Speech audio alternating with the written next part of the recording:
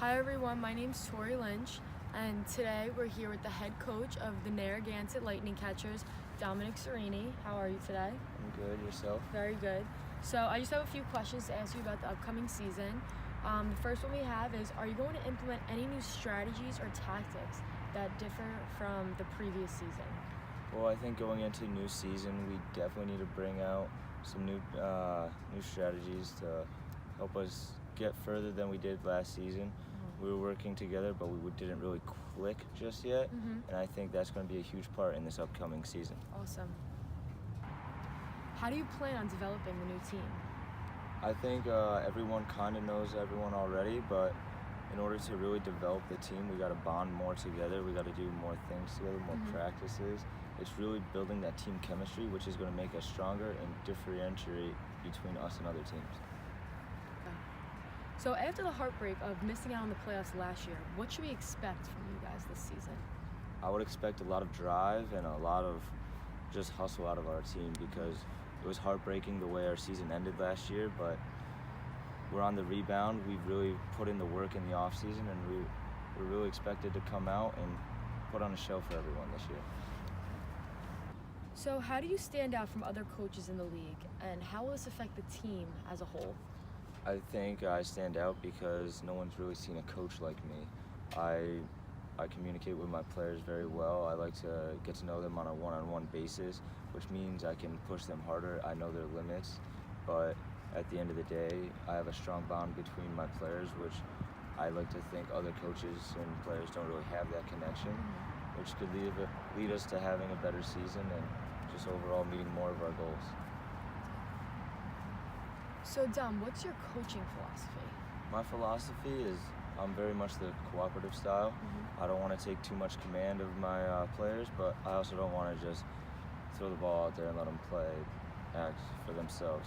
I like to be engaged, and I like to make sure that my players are engaged, whether they're on the field or on the bench. Everyone should know what's happening during the game, what's going on, what the situation is, and I feel the cooperative style is the best way to bring that and establish that for my team. How do you plan to implement your assistant coach? My assistant coach is a key role in this team. The players got to be able to depend on them as much as myself.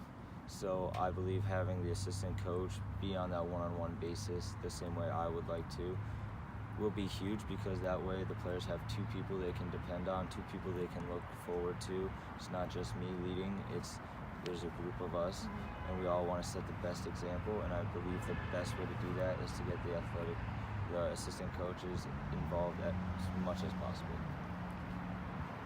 So what are some of your goals that you and the team have for this season?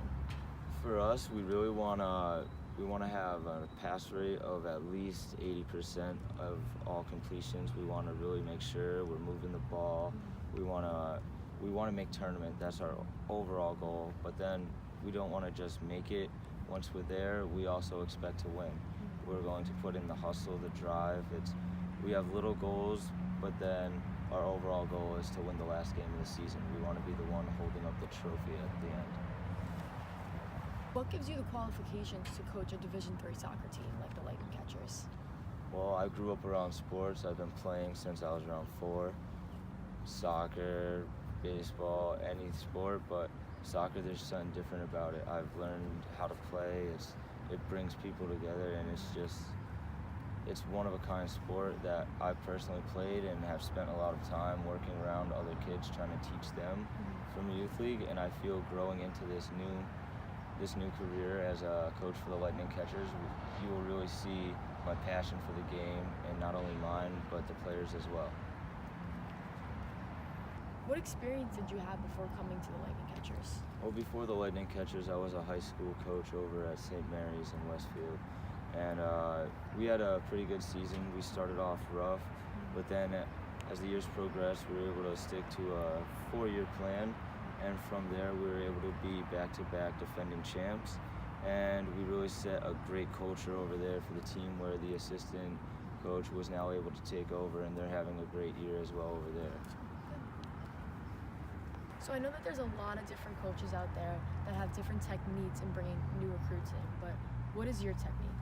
Our technique is to really stay around the home base. Like, we want to gather people from inside Rhode Island itself, because we feel like a lot of people go overseas or like travel around the country to try and bring in new recruits, and they're missing a lot of talent that's hidden right here in our own backyard. And I feel like if we're able to capture that talent and bring it all together for a team already in their home state, it makes the connection between the players stronger, and it also, they don't have to move around that much, so they can still have their fans and everyone see them here. So in all, it's just a better atmosphere for the players, where they want to come, they want to be here playing in front of their fans that they've known for years.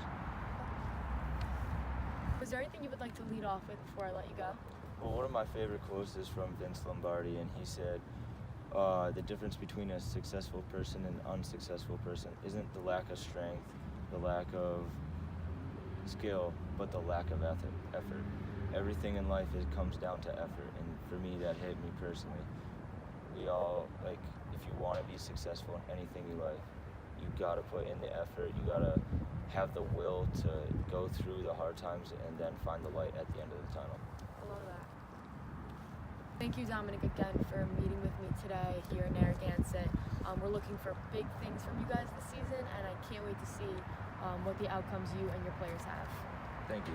Pleasure to be here.